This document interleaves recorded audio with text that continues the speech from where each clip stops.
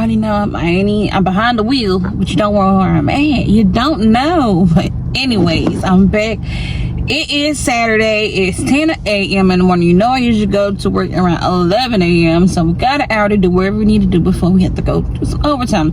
If we're going to do any overtime today. Because I did let you guys know that I am one of the states that's in the winter weather advisory. So that's why we out here trying to get some chicken. But y'all don't notice. Hold on, let me move my big head out of the way. Y'all see that truck right there with that emblem? Y'all know what truck that is? It's called Big Bags. They got some good food, okay? But it's a little pricey. My man bought 3 trays, one for me, one for him, one for my mom. Total price was $90, but the food good. I had a cheeseburger, some wings, and fries. But the food was still good. So enough of me rambling. We gotta get in the store to get whatever we need to get, so that we can be good during the storm. Hopefully the power do not go out. We will keep praying because it's not gonna go out. You know, you gotta stick into this. I do not want to be without power, so it's not gonna go out. But anyways, come on, we're gonna go over here. Y'all already know I'm at. I ain't gotta tell you where I'm at. You already know where I'm at. Because I'm out here 24/7. Where am I going without my purse? I can't buy nothing. I ain't here to rob nobody. Give me my purse. My darn shoe done came off the stinking crop. Are you kidding me? Let's get this stuff. Y'all see Big Bags? Make it so easy to fall in love. So come give me Yeah, I'm talking. I'm not even recording. Oh my gosh. I'm like, what am I doing? But what I was saying, before I realized I wasn't recording, was that if you got a local chef store, please do not sleep on your local chef store. It's called the U.S. Foods Chef Store. Great food wholesale prices. Yeah, I'm just playing. But yes, this is where I always buy my chicken or my meats. I stopped going to Walmart and other places to buy the meats because, you know, a lot of their meats have, you know, stuff they're putting in the chicken, which come to the chef store, you're basically getting farm grown chicken. And like they have the farm's name and wherever it's coming from, what's in that chicken and everything. So this is where I've been coming to get my meats, and plus I'm getting a better buy by buying in bulk instead of buying 5 packs, paying the same price, and I'm getting less, and I'm getting less meat, paying more. I'm gonna get more meat, paying less. So what I usually get for this 40-pound box of chicken for collect quarters, I usually pay $33, which is still good. But they're doing a 25% discount on most of their boxes of chicken. I saw on the leg quarters and the wings and the drumsticks. And all I paid for mine was $25. And I got the receipt to show as proof, $25. Because I'm not trying to get nobody up in here to be cheats. $25. That's all I paid. But yeah, we better head over here to Walmart real quick, and then after that we're gonna go straight in to do some go to work. We know we gotta go to work, but I'm gonna see y'all at Walmart. Okay.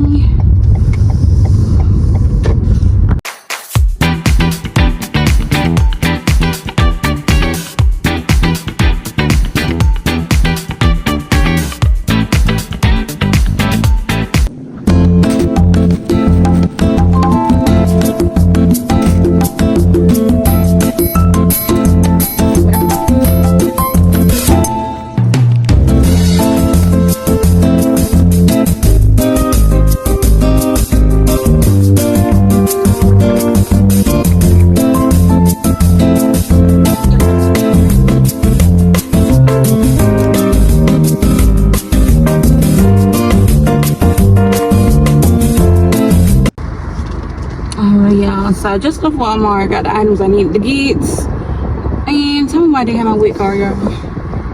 Did not have my wet card, so I had to pay with cash, which is no biggie. It is so cute. They got all their little trinkets, bobbleheads in their windshield, but it's cute. But we got headed, hurry up and go home. It is 10:44. y'all, and it's 12 minutes from home, so I'm gonna make it there. Y'all know I'm gonna make it there.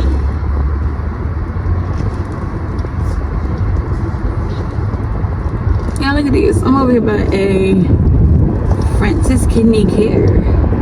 Since it's right this way from me. Yeah, I used to work at one. I only worked there for like 3 months. And then they decided to terminate me. Anywho, story for another time. I don't know why I came this way. But it shouldn't take me long to get across the street. But let me hold y'all tight. I said let me hold y'all tight because ever since I moved here, they just a little bit reckless when they drive. No common courtesy, no hospitality. I mean, they got a little southern hospitality, but they ain't got it from where I'm from, where it's true southern hospitality. Okay? I got my seatbelt on. Calm down, hush. We gotta take off. Let me pause it until the thing go off.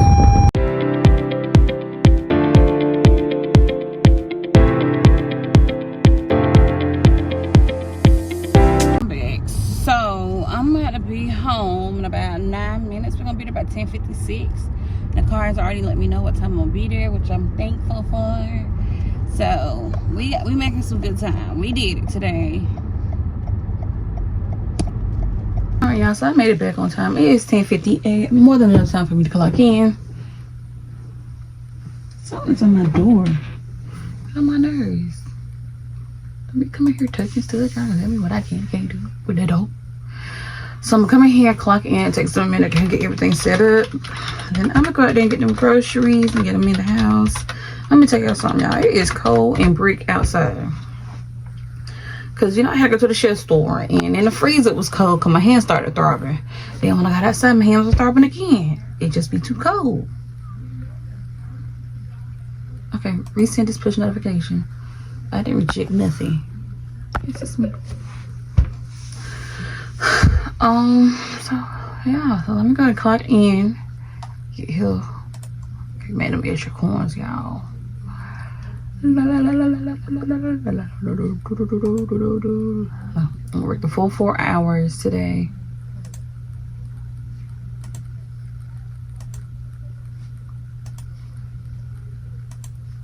Alright, I'm in. I'm here.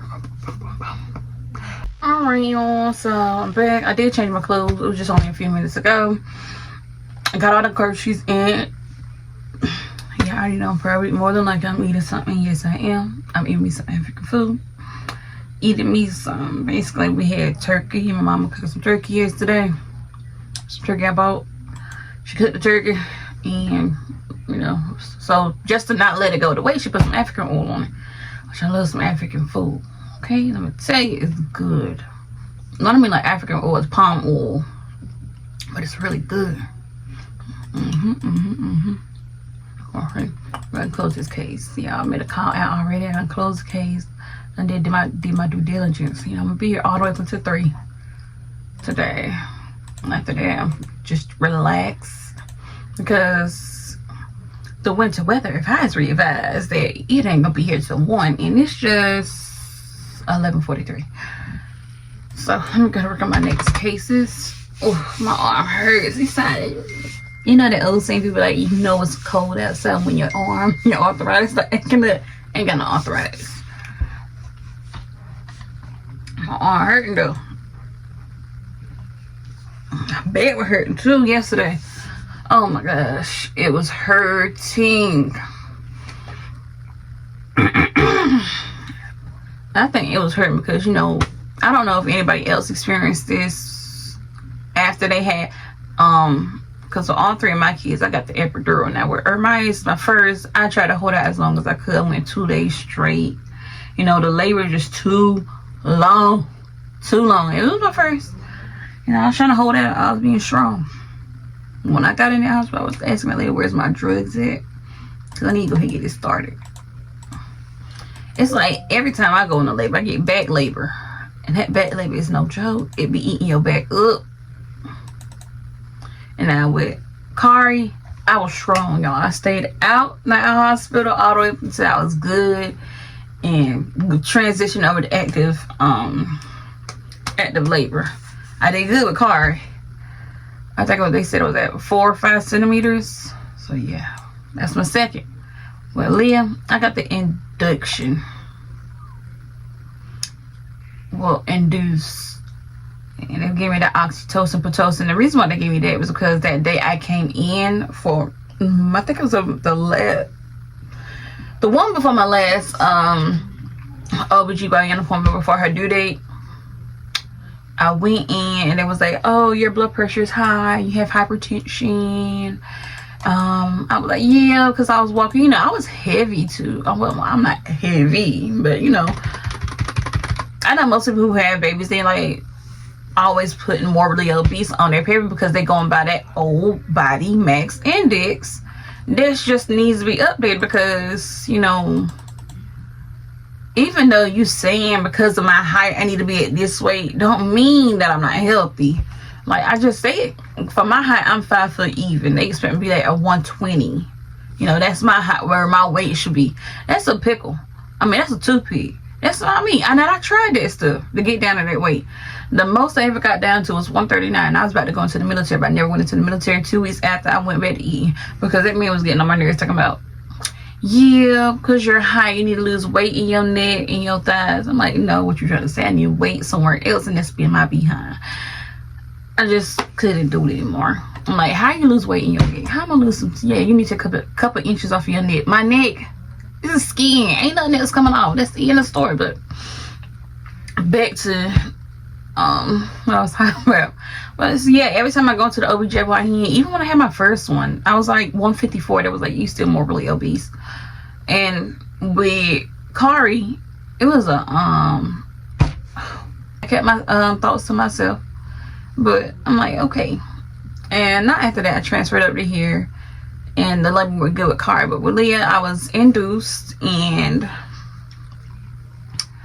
with me being induced, because they said my blood pressure was high, they sent me straight to the hospital. I didn't have nothing to eat either, so that could be another reason why I was high. But they sent me straight to the hospital, and they just kept me for a few hours, and it was like, yes, we're gonna keep you overnight and go ahead and start the induction. We're gonna start you on the pitocin and oxytocin, which they finally moved me over to labor and delivery, and they started it. It wasn't too bad. It wasn't too bad. But having synthetic contractions, the contractions starting off are worse than what natural labor is. I'll say that much. But you know, it started off in the front, and they were trying their best to keep it going, so they kept upping the dosage, upping it. And it finally made it to that point where I could tell I was about to deliver. But I just know my contractions went from the front to the back, so I wanted the epidural right when I got in there. She was like, no, we have to make sure you wait till an hour so we can keep your contractions steady. It went from the front to the back, and then to my behind. Oh my gosh, I've never had a contraction there, but to feel that squeeze, I'm like, what? You gotta do. They finally broke down the bed. Everything, the pushing I did, it went well. My man had to hold my leg because, you know, I had the epidural on my back, and he over here tent drilling, holding my leg. This leg, when he was holding my left leg while doing that, tent drilling while holding my left leg.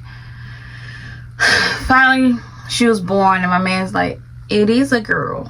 And I've been telling him for months it's a girl, because that's what the doctor said, it's a girl. I knew it. I was getting that blessing. God said he gonna give me a girl finally, and I've been wanting a girl for the longest. And let me tell you, I told my man, look, I'm gonna do what my great grandma did, okay? And that was, keep trying until you get that girl. So what she did was she kept trying until she got that boy, and she got that boy. So I kept trying until I got that girl. But the girl came on the third one. She kept trying all the way up until 7. She got 7 kids. But yeah, you know, even though I said that, I still want about 2 more. But back to the story. I want 2 more. So the labor went well. The whole delivery process, it was good. Delivering her was good. It just came to the fact where they had to clean out, delivering the afterbirth, the placenta. That did not go well. That did not go well at all. Malpractice at its finest. Standard care failed. Okay? Let me tell you, this is my third one, so I know what I'm doing. You know, maybe, I don't know. But I just noticed she was down there a minute. My mom, so the only people that were in there was my mom and my husband. And my mom noticed that when she pulled out the placenta, it looked like half it was missing. And she went somewhere and came back with some plastic that she was opening up. And my mom was like, well, what's that? Because we've never seen that before. Never seen nobody. I don't even know what she was doing, because I was constantly going in and out because I was feeling so much pain. And I don't know if they had the oxytocin still in, but they never took the oxytocin out.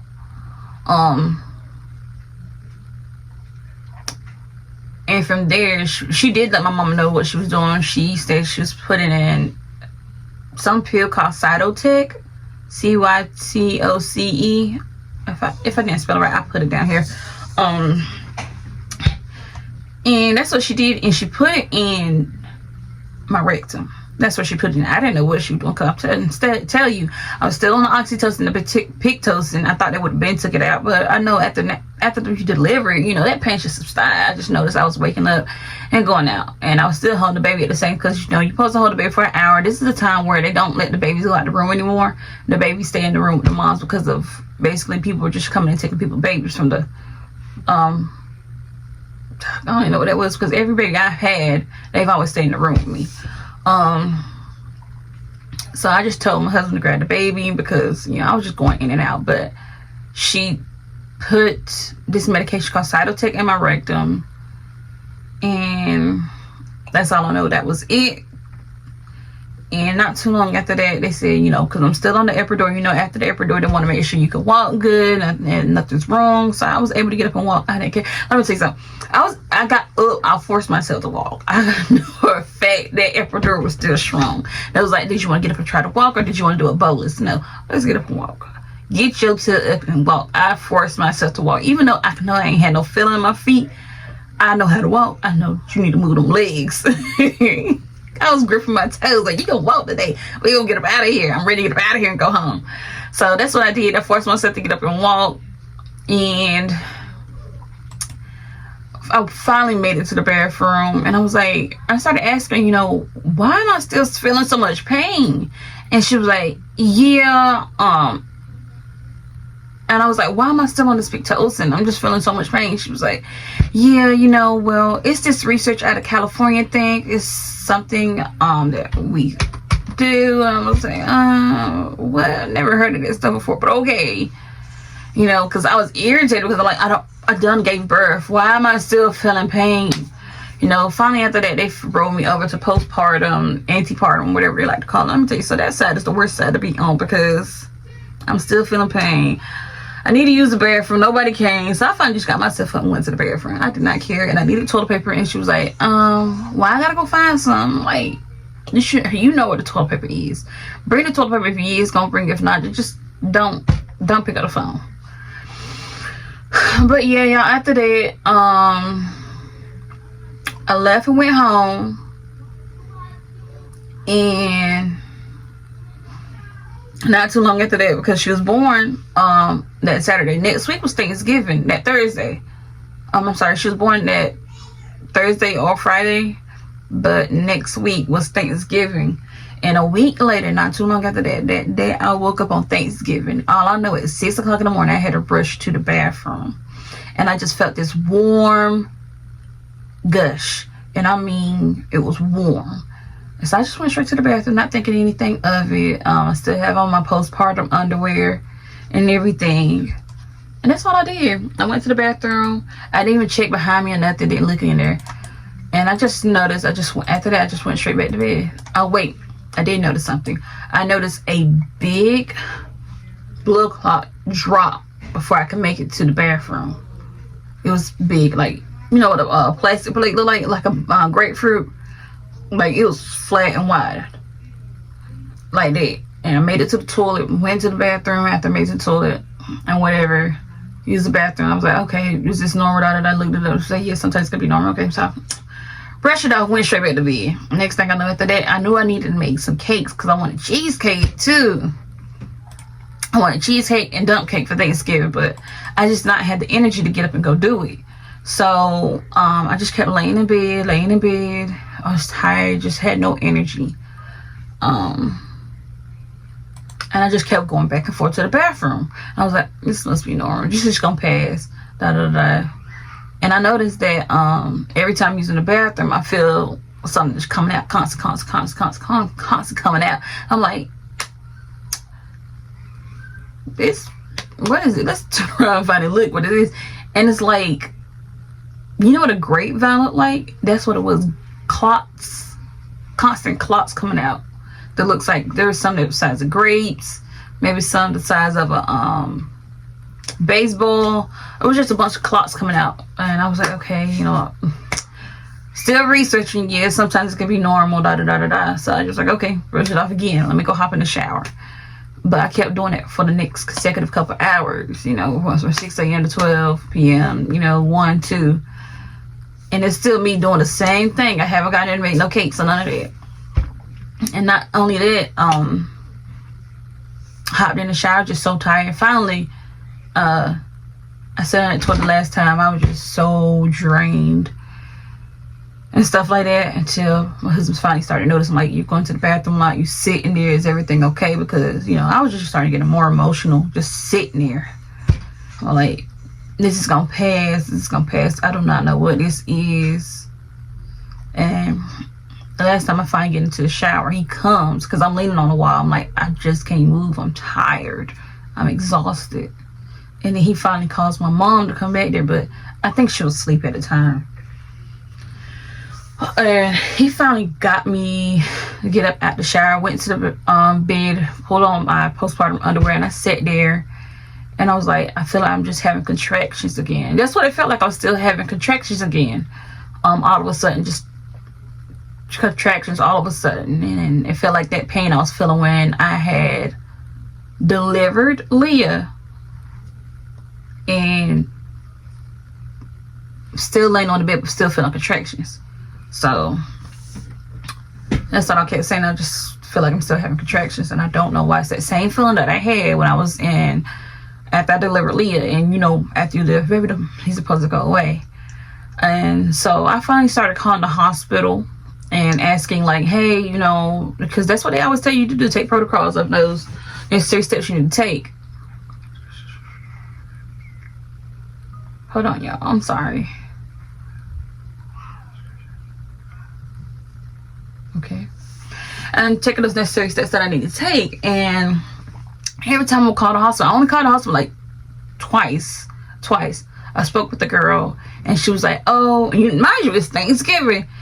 And she was like, oh, I was like, hey, I'm telling her my symptoms. Hey, I've been bleeding for the past couple hours, saturating my past with that in less than an hour. It's like more than like 30 minutes. I'm saturating, and then I need to go change. And these are postpartum underwear, mind you, that postpartum underwear. I'm like, you shouldn't be bleeding for those. And she was like, oh, well, you need to call your OBGYN. I'm like, my OBGYN? But it's Thanksgiving, they're closed.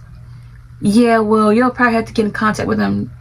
So I hung up on her, because what she was talking was nonsense. That did not make any sense. For one, you're not listening. So I call again, maybe I get someone different. Same thing. Oh, you need to call your OBGYN.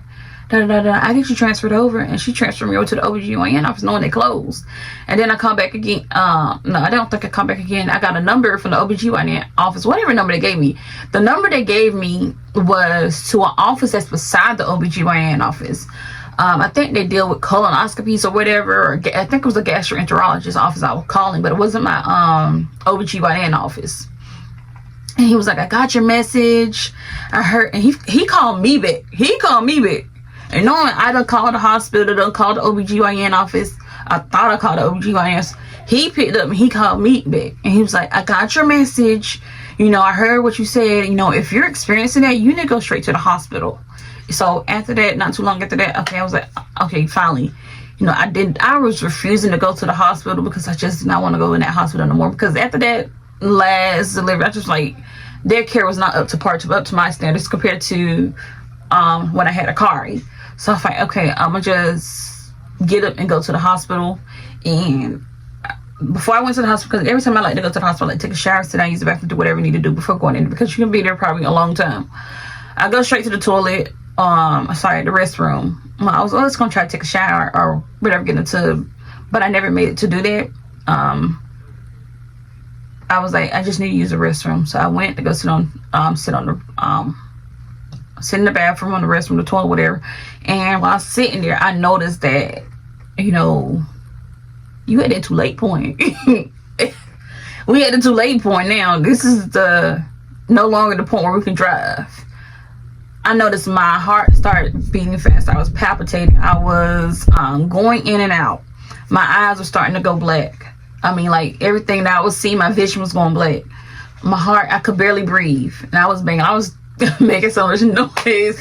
I can't breathe. Jesus, please. That's all you heard. And the neighbors said they were hearing it too. Like, that was it for me. And I was like, Mom, just help me get out this toilet. Because my husband, he was trying to find me some clothes so I could go. I wasn't even on the toilet long for about a good 2-3 minutes. And I know sitting on this toilet was just making me even worse. Just like, my body was aching. And I was like, I just knew I was about to go out. I ain't gonna make it no more. Just call the ambulance. It's okay. Just call the ambulance. Just let them come get me. We ain't got time to try no more. That's all I knew. Like, basically, I'm about to go out. So, like, Mom, come get me off this toilet. She finally tried to help me because I'm heavy. I'm not as light as I used to be. But that's another story I got to tell you guys for what I mean by that. I'm not as light as I used to be when she could throw me or pick me up or flip me over and stuff. She helped me, tried to help me, and I'm trying to, like, not put all my body weight on her. And she said, before I knew it, you know, your head was in my chest and you weren't even in a good standing position. I was more in like a squatting position still. So in that squatting position, and she said, all I knew was everything on you just dropped. She said, I held on to you as long as I could until I called your husband. And my husband, he finally grabbed me. She said, the way he describes it is like she threw you off onto me. And he dragged my body into the bedroom. And he just plopped you on the floor and stuff like that. But I don't know what was going on. I couldn't feel anything if he did plop me on the floor. But I don't know. When I came in too, I was getting smacked with a magazine upside my head.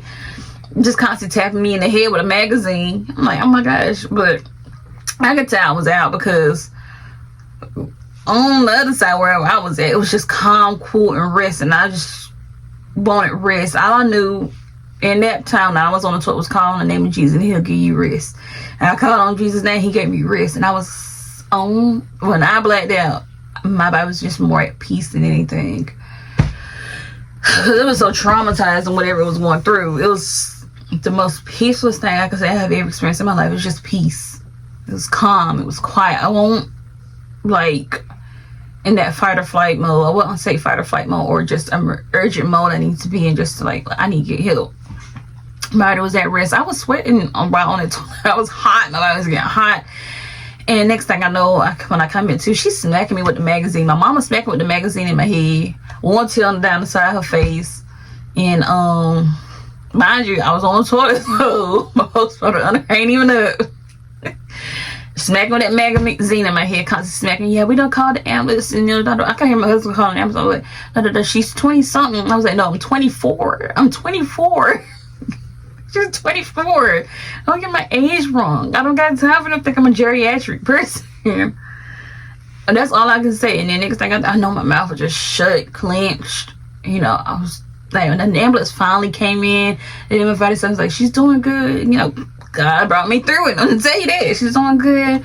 You know, we still gonna take her to the hospital because of, you know, her passing out. And they did take me to the hospital. When they took me to the hospital, I came in on the emergency side. My husband said it took about an hour just to find me because the hospital was so big. And we 6 minutes up the road from the hospital. And I'm going to tell you, so that man was driving that hospital, that ambulance. He was speeding it only for 6 minutes, but hey, I thank God. So we got to where we needed to go, and they got Wilmy in lunch. I didn't have on nothing but my postpartum underwear and my pumping bra. Let me see better. Hold on. Sorry, y'all. I'm reading this case. But I made it to the hospital. What happened? Where did they get me? They took me to labor and delivery triage. Labor and delivery triage. That's where I was. And they rolled me in and It was asked, could you use the bathroom? And I tried to get up, go use the bathroom. Mind you, nothing else was coming out anymore. Nothing else. I couldn't pee, no blood was coming out, none of that. I mean, I couldn't urinate, no blood, and nothing was coming out. I was like, no, I just can't pee. I'm just getting a little blood, that's it. When I mean like a little bit, it was like a drop. I got on their bed or whatever, and they put me on the vital signs and They came in with this sonogram. It was a mobile sonogram that they started doing the ultra thing. I was just trying on my stomach. And they started doing an ultrasound on my stomach, I'm sorry, let me see.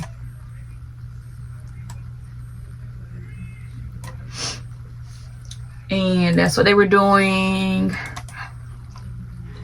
for about a couple minutes, and it was like, yeah, your lining where it's supposed to be clean, it's not clean at all. We can tell like there's a egg size piece of matter in your uterus area and stuff like that. And another doctor came in, and another doctor came in, another doctor came in, another doctor. It was like when my husband finally made it to their room, doctors were coming in, like multiple doctors were coming in. He said there was about 8 to 10 doctors in there, all just to work on whatever they needed to get done. And one of the doctors finally leaned me back. They leaned me all the way back because they said, we just want to go in and check. They pull out the forceps or whatever to, like if you're going to get a mammogram. No, not a mammogram. What is that thing called? A pap smear. I pulled it out. They just go in there and check. We're just going to see. And it was like, I can see it. You know, it's some size, something that is like blocking your cervix area. That's in your cervix area, blocking it. And they were reaching in trying to grab with, you know, I ain't on no drugs either. And I was like a little bit in pain because I was trying to reach in and grab it and whatever. And they leaned me all the way back just to try and grab it. And all I know is I just started busting out in tears because I just want to live. I just want to make it. But do whatever you got to do to just help me get back home to my kids and my family. That's all I want. And that's what she was doing. And then they just noticed I was busting out in tears, very emotional. I was like, I'm just emotional, that's all. And so what they did was they gave me some morphine and a IV. They got me set up on that IV, gave me some morphine and stuff like that. And they came in and said, we're not for sure what it is that's down there. I'm pretty sure you know what it is because I just gave birth not like a week ago. And it was like, we're gonna have to do surgery and a DNC. That's what it is, a DNC, just to go in and make sure and clean you out and make sure whatever it is, we'll do our best to clean you out so we'll get that line clear again. That line clear like it's supposed to, because whoever did it did not clean you out properly. And that's what they did. So they asked if I ate anything. I did say I was eating. I ate. They brought me, my husband did bring me a plate. It was barbecue and some collard greens. And I was like, yeah, I ate a little bit around 1, 2. And it was like, we're gonna have to do surgery. We're gonna have to push the surgery back until 9 or 10. That's what they stated was the anesthesiologist wanted to do that. They told me the procedure and everything. So after that, I was sitting there for a minute. Not too long after that, because my mom, she come on, and she's a nurse. She can tell when you bullshitting and when you giving false information and what the next steps are supposed to come after a procedure. So she finally come up in there and they put me in. They took me out of the triage room and put me in one of their postpartum. I'm sorry, not the postpartum rooms. In one of their what is they called? Labor and delivery rooms.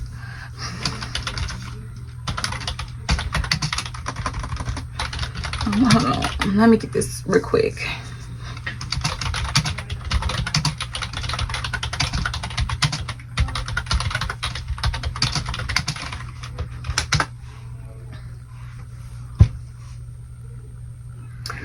And they put me in one of their labor and delivery rooms. And when they put me in the labor and delivery room, you know, I sat there because I need to sit there because whatever little bit of food I ate, it just needs to digest so that whenever they take me to surgery, it doesn't come back up while they give me surgery. So I sat there for a minute. My aunt came in and the nurse finally come back in, and my aunt started asking them questions, da da da da da da da da, and then my husband started peeping like, that's not what they told us. That's not what they were saying. And then they started figuring out this, oh, she's a nurse, da da da da da. So more stuff going on. Okay, so you tell me one thing, but you telling her another thing, because she don't know what procedure is supposed to come next. I mean, I did some medical information, but you know, I got the base knowledge. I got the fundamentals. Okay, she got the in-depth part. She know what she talking about. And then after that, they finally told her what they're supposed to do next, and then finally we came to the part where I was supposed to go through surgery. My husband said that I called, I think, one of his family members to let them know what was going on in the situation, because when I called my mama, she called my grandma, let her know the situation, and she was, you know, my aunt was an hour away, and she came down, thank God, and to assist. And you know, mom, I was let the family know what's going on, the situation, what's happening with the family and stuff. That's what we do with close-knit family. Just to send their prayers and stuff like that, because you know, my mom just had a baby. What the freak is going on? What are y'all doing? You know, they were already saying like, you know, whatever's gonna happen. This right here is ground for soup. You can soup. So they took me back there. I remember they took me to surgery. I didn't see my husband before I left, but when he finally came back, I was gone. Went to the surgery room. They had me get on another bed, the bed that extended to the bed that I was already on. You know, I'm a little bit wider. I'm not big, but I'm a little bit wider. And that bed was like small. It's a little slab I had to lay on, and they finally gave me that anesthesia. Let me tell you something about that anesthesia, girl. Let me tell you about the anesthesia. Okay. Let me tell you about the anesthesia. Let me tell you something. The hospital drugs, the epidural. I've had some hospital drugs now. The epidural, the anesthesia. I had this other medication called ondansetron when I had COVID. Another story, another time. But let me tell you, some drugs be good. But I ain't no addict, y'all. I ain't on that type of stuff. But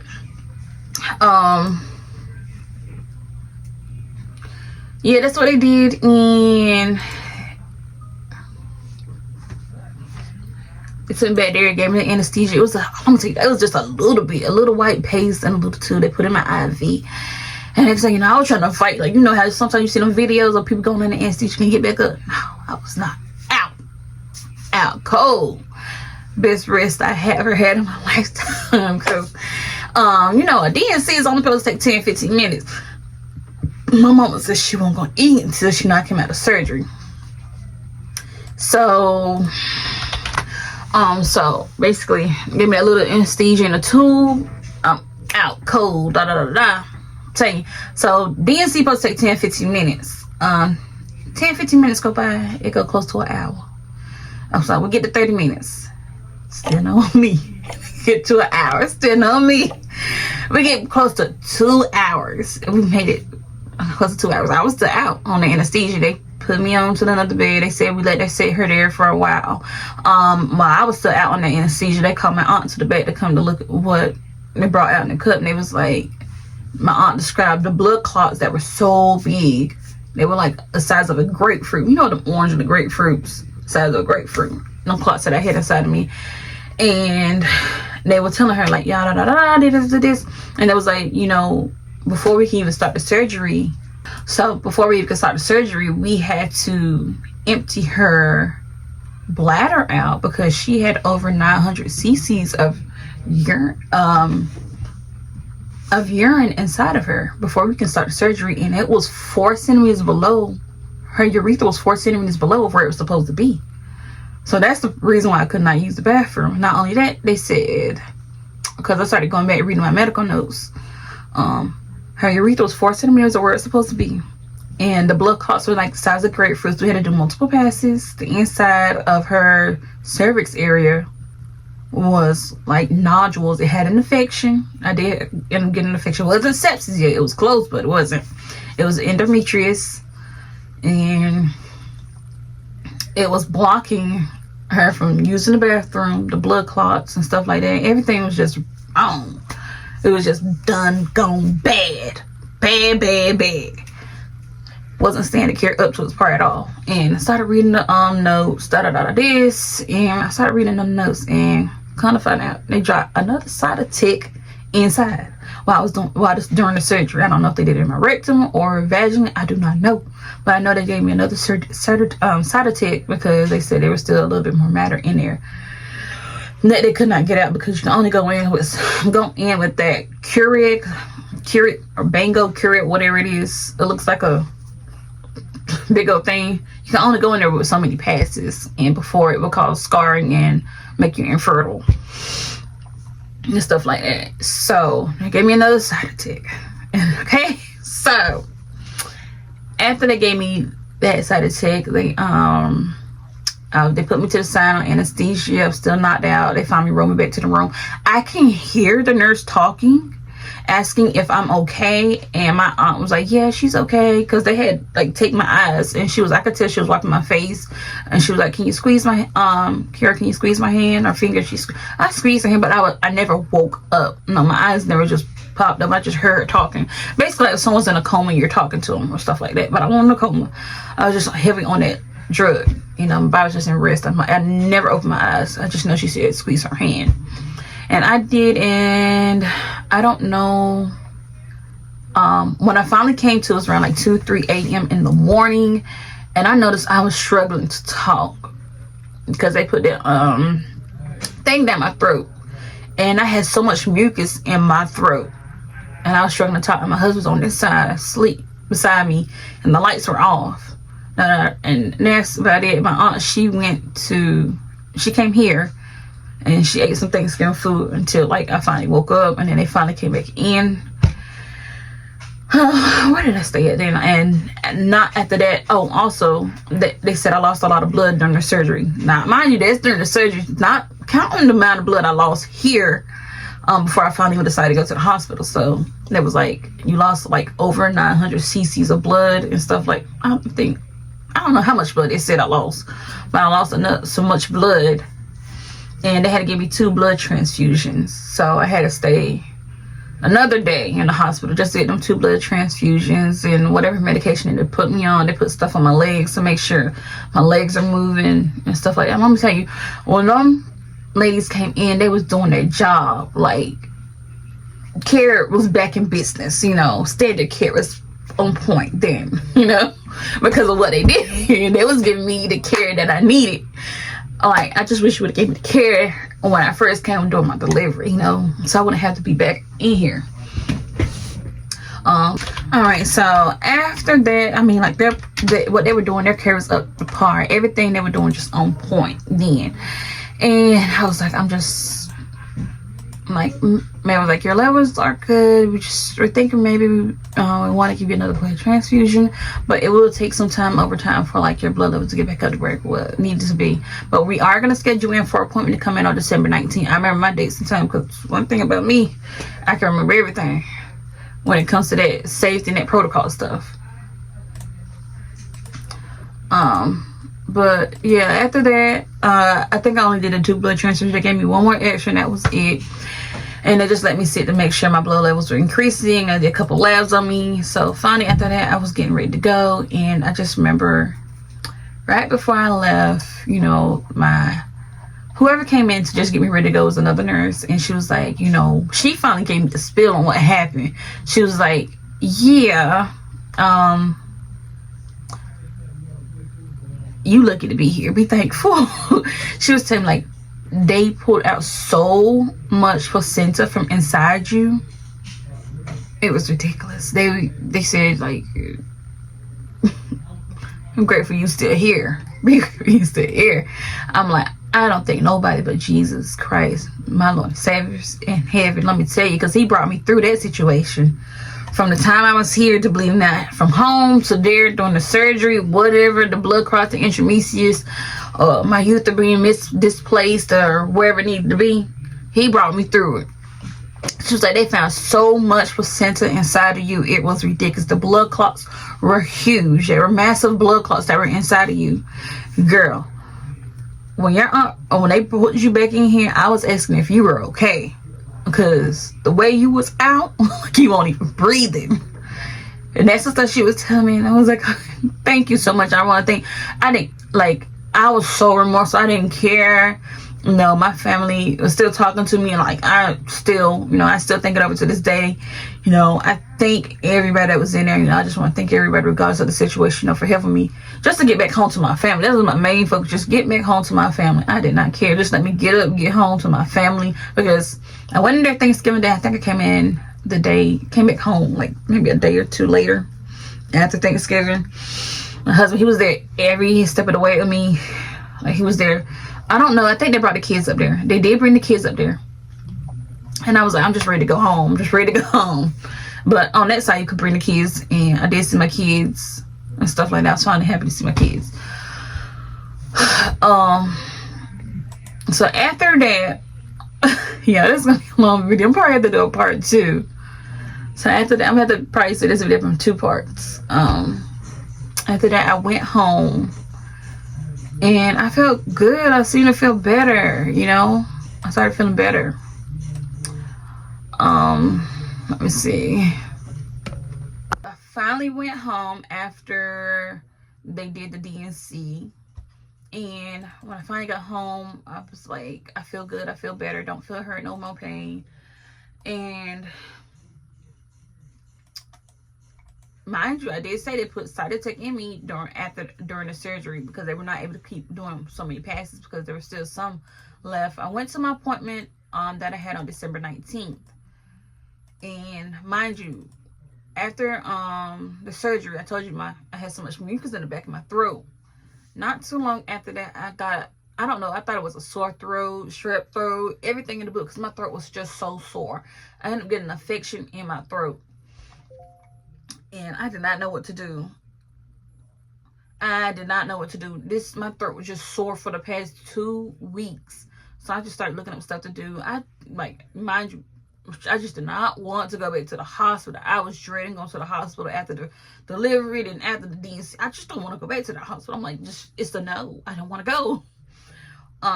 So I went and decided to look up some things to help with sore throat or whatever. I decided to go get some black seed oil, because it's an organic oil from cumin. It's cold pressed, and I got it from Walmart for $14, and I was just squirting in the back of my mouth every day just to get rid of the infection in my throat. And it started helping and cleared it up some. Like, when I finally went to my appointment on December 19th, I could tell I was feeling a lot better. I wasn't, my throat wasn't as bad as it used to be. But mind you, pregnant, I think my husband and my mom ended up catching that infection that I had in my throat. And now after that, I went to my appointment on December 19th, because they said they were going to schedule that appointment on December 19th to make sure everything was cleaned out properly. And when I went to there, I had to get what was it called? It's not an ultrasound, but it was when they go in and do inside the, I think it's called a transvaginal ultrasound. I don't know, transvaginal ultrasound, basically like to take the scope inside the vaginal area and just to make sure everything's clean in the cervix. And they did it. It took a minute, and then when they finally got the results back the same day, he was like, I'm looking over it, and I'm not too impressed with what I'm seeing, because basically he's saying it's still not properly clean. And I was like, okay, and that was about it. Oh, mind you, I forgot, I jumped ahead. When they sent me home with antibiotics. It was doxycycline, another one for iron, and I think there was furosemide. But I know that medication called doxycycline was the antibiotic that they gave me to take so I can clear the endometrius infection that I had. And let me tell you, they was giving it that whole time I was there. When I got home and I took it, I noticed I got this really bad headache, and it's like I couldn't get rid of that headache. And not only that, I started feeling like I had a fever. And mind you, I still had that fever when I left the hospital. I feel like I had a fever and stuff like that. And they brought me in just to do my, I don't know, they called me when I went home after I had the DNC. They called me back there before December 19th. I think it was a later date in November. They called me back. I think it was on December 1st to do a blood pressure check in the OBGYN office. And I was like, that's kind of odd. And they came in there with their top manager and whatever just to do a blood pressure check. I was like, this is kind of fishy or whatever. And I think I told my husband to come in there. I don't know if he was trying to find me or whatever, but he finally came in. And they were talking about something, I can't remember everything they were saying.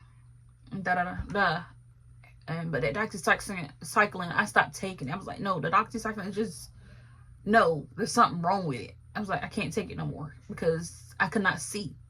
Like, I would basically put a cover over my head just to block out the sun, any light or anything, because the headache was so bad. My eyes, I could barely open them. I just stopped taking it. I was like, no, I can't take that no more. And so the top manager came in just to do a blood pressure check. I'm like, a blood pressure check? This is kind of off. So my husband did come in. I'm glad he did come in when they were in there. And I can't remember all that they said. And then after that, I went to my appointment on December 19th. Mind you, they said they did not like hit the man who saw the transvaginal exam. He said the ultrasound, he said he was not impressed with what he saw because he don't feel like that line is clean as it needs to be. So after that, they didn't schedule anything, none of that. And mind you, I remember I told you they gave me Cytotec when I was delivering her, my daughter Leah, and they, for whatever reason, she didn't tell me the reason why she gave it to me, but she said it's to help stop the bleeding quicker. When a woman has gone 9 months straight and had no menstrual, you need to bleed for at least 12 weeks to clear out everything that has been in your body for so long, all the placenta. She said that medication is supposed to help stop the bleeding quicker.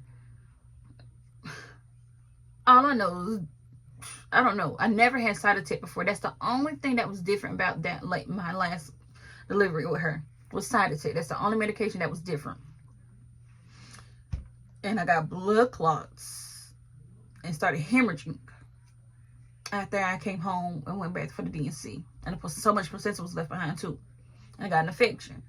And then again, on December 19th, they said they don't feel like the your cervix is clean as it needs to be. That line is not as clear as it needs to be. And after that, not too long, I noticed I started having chest pains, where I felt like every time I take a deep breath, I was feeling so much pain just to breathe. And I also noticed after that, I was having a lot of night sweats. When I would go to sleep, I would wake up in so much sweat. My body would be wet. I was cold all the time. I could not keep myself warm, so I would have my husband lay close to me just to keep me warm so I can go to sleep. And when I wake up, he not beside me because he said, like, you're just sweating, you're wet. So every time I would wake up, like 30 minutes in, I'm sweating in a pool of sweat. So I get up, go take a shower and try it again. And then I finally learned, like, just sleep with the covers off and just stay cool or whatever. And I was cold. Those were cold nights after that blood transfusion. And every time I took a deep breath or whatever, just breathing, just simply breathing, like, it feels like so much pain in my chest. So I finally started noticing some signs of something is wrong, of when I finally got up in the middle of the night just to make me some oatmeal. Simply just some oatmeal. You know, oatmeal is just only 3 minutes to cook in the microwave. And it was instant oatmeal. 3 minutes.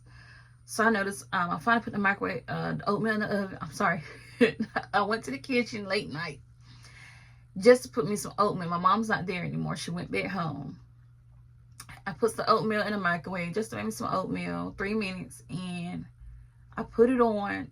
And I noticed me standing there, I felt like I was going to black out. I was about to pass out because I'm up by myself. And in the midst of me I pulled the door a little bit so it could start cooking the oatmeal. And I hurried past the living room just to go straight to the bed to sit down on the bed.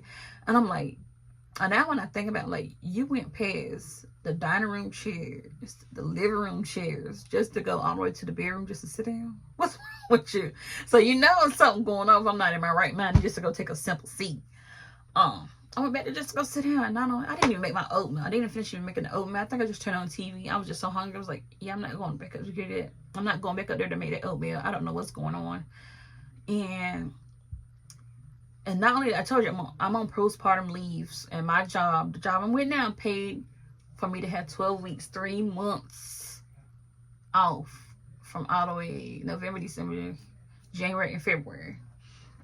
So probably 3 to 4 months. So I paid full pay leave off. And leading up to the weeks after that incident of me standing, just trying to make simple oatmeal, I was trying to about to go out.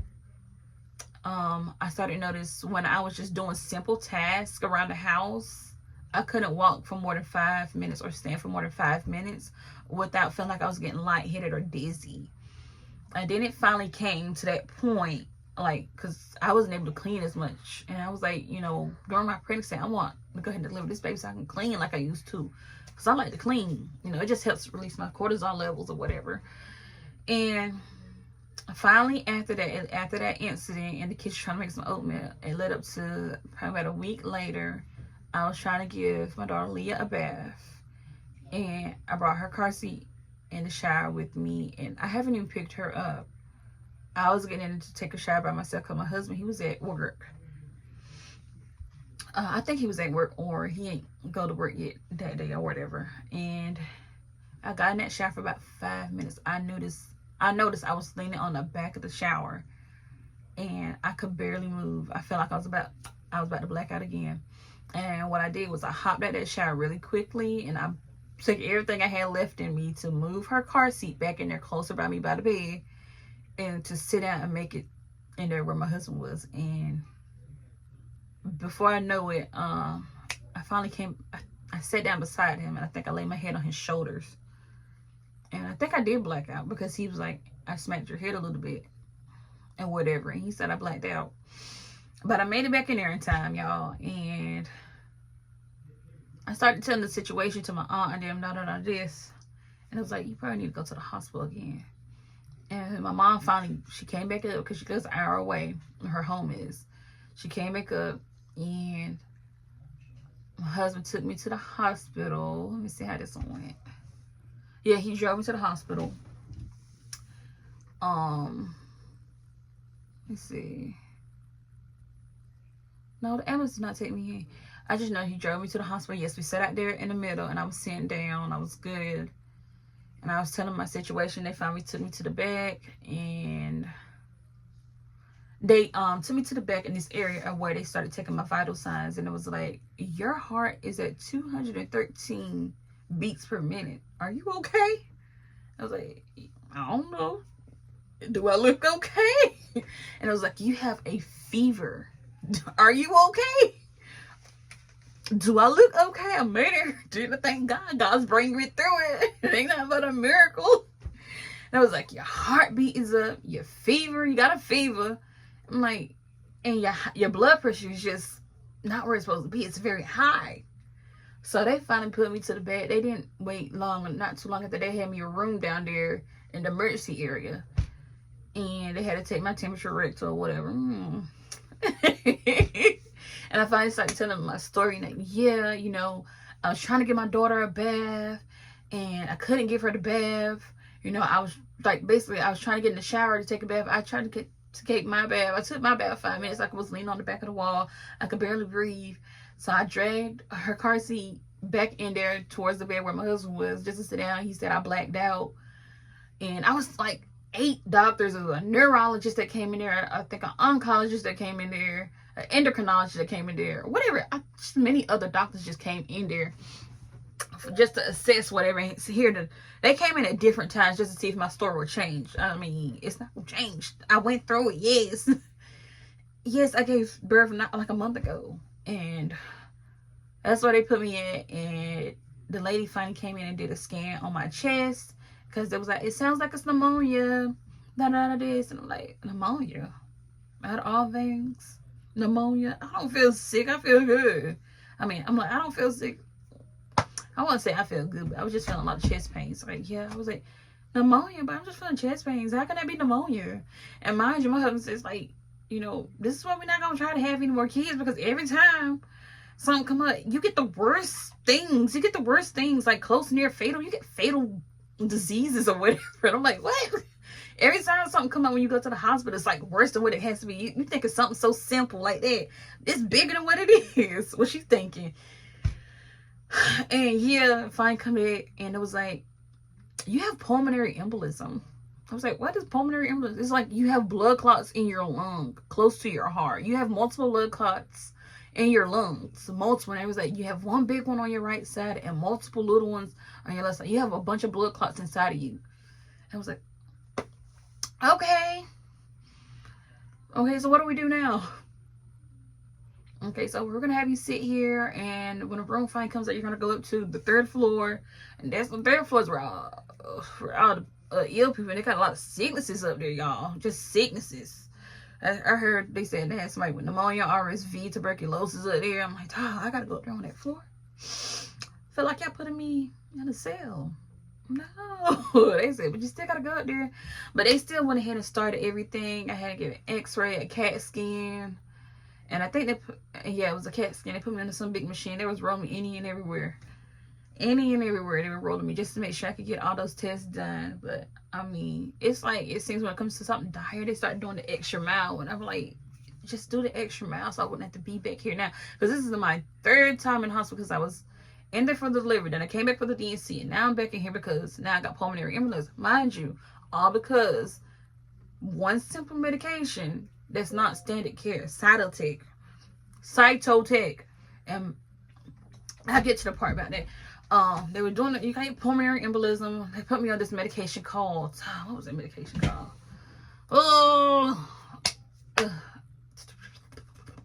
It was basically a type of insulin that would thin out my blood or something so that the blood clots will pass through.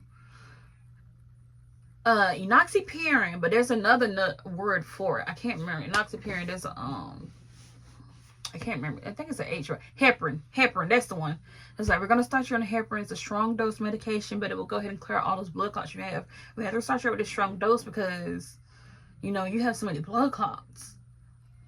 I'm like, I had blood clots before. You want to know where I got the blood clots still? Because I'm not cleaned out properly. I wasn't cleaned out properly. So they travel from, I don't know how they travel from down there up to my lungs, but they did. And basically, you know where blood clots going to go? To the heart. I mean, to the heart, to the brain next, where thank God it didn't. You know, it just made it to my lungs. I mean, thank God it just got to my lungs. And then after that, they put me on heparin.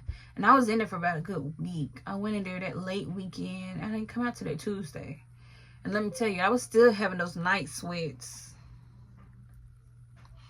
Day and night. Like, every time I would go to sleep, I wake up in pool of sweats still, because it didn't make sense because my body's not able to push out the blood it needs to properly push out. And not only that, they say like your spleen has infarction in it, so part of your spleen is not getting blood like it needs to. So basically, it was like the blood clots was just trying to take me about it. The enemy, I don't know what it was. The enemy just want to take me left and right, trying to take your girl up out of here. But God brought me through. He's like, nope, not my servant. You can't. And then my aunt came out there and did a prayer over me. The whole family was praying. I was like, oh, she in the hospital again. And it's January too. New Year's done passed. January 3rd or January 5th I went in. Still, mind you, my whole postpartum leave, I've been in the hospital, in and out.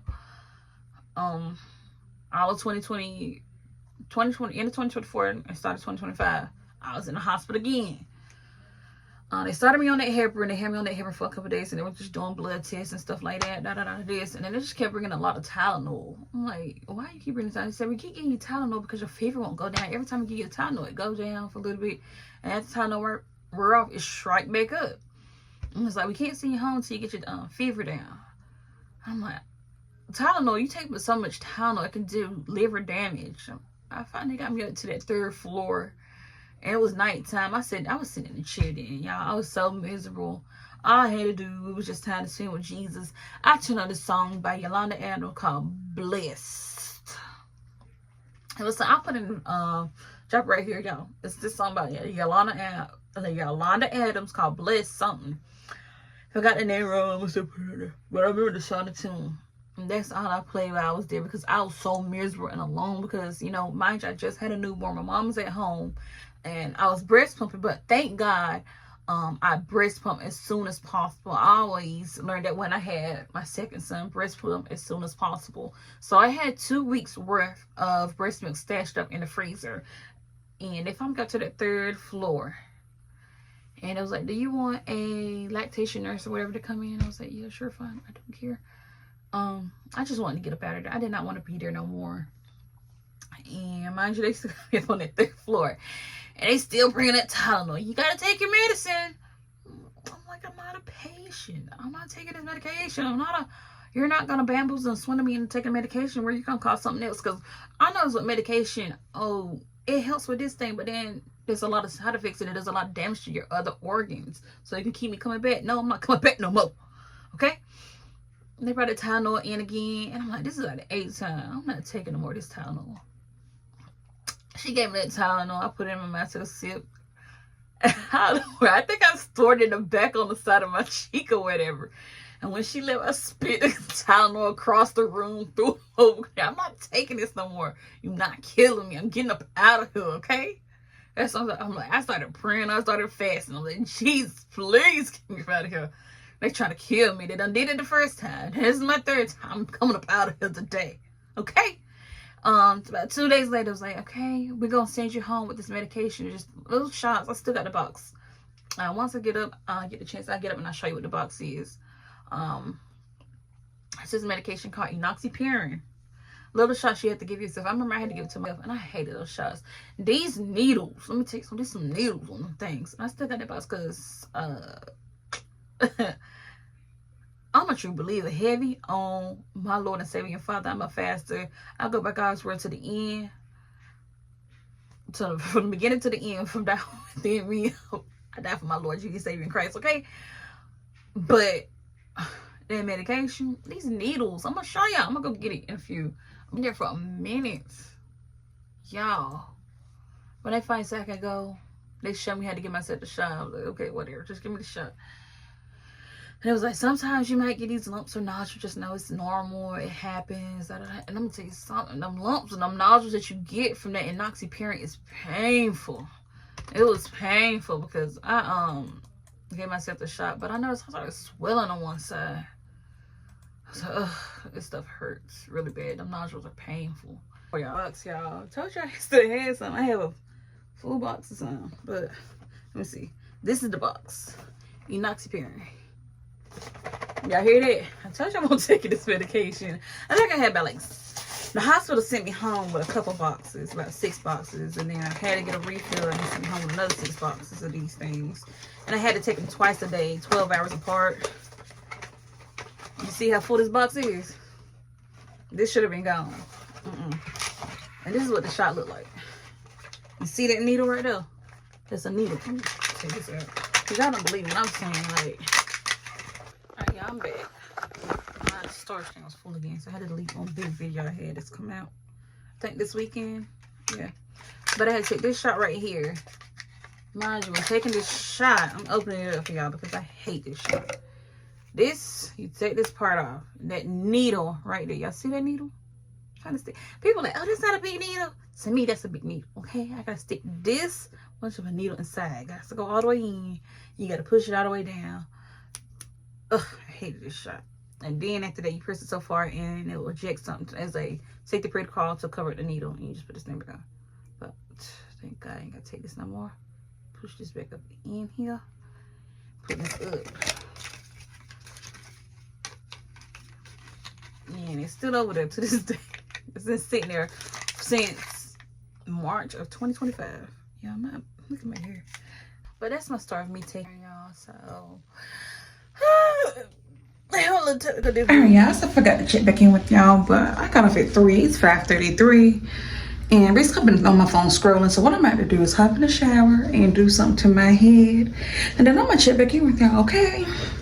I'm out the shower. I did wash my hair, shampooed and conditioning, and this right here I'm starting on now. Just blow dried it. I got so much, my hair got so much new growth. It's annoying.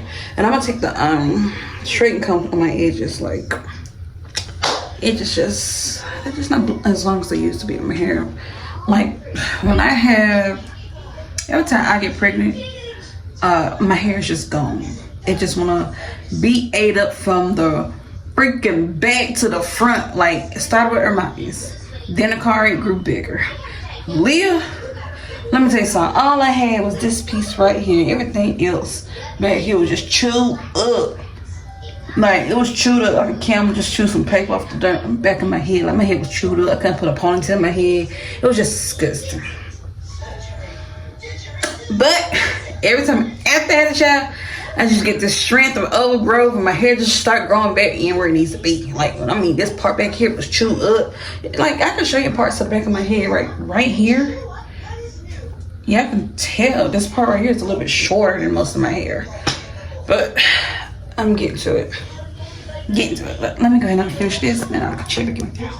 This is where we at so far. I told you, do you see where it looks like it was chewed up right here? Like I hit termites in my head, but I didn't. It's that postpartum, but you know, it screwed back out. I mean, when it was chewed up, I mean, it was up here to the scalp. It was up to the scalp, but this is where it's at within a year, so we're doing good. Let me tell you something, I was gonna cut my hair because of how chewed up and ate it was. My man was like, no, don't do it. You got a funny shape looking head. He didn't say all that, but it was something like that. But it was like, no. I was thinking about doing a pixie cut. You know, just cutting it short and stuff like that. It was like, one of them big curl. I drawing pictures of what I wanted to do. That's all I was gonna do. He was like, no, don't, just wait. Let it grow out, and and I'm glad I didn't cut it. But it is uneven, so I'm gonna continue to let it grow out. I'm gonna just go ahead and get a shape up. But I'm gonna start on this side of my head. No, I gotta finish this part.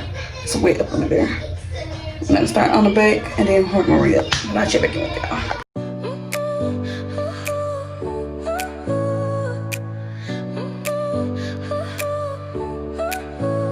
Your smile lit up like a sunrise glow.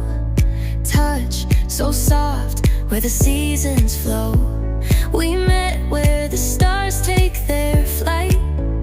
Every moment with you feels just right. Whisper your name in the rush of Hey, Lily. I'm gonna put her down her car. Her high chair.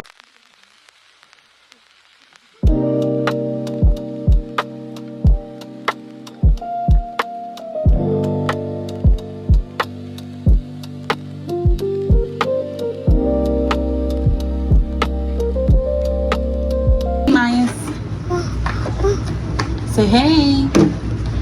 Say hello. Hello. No.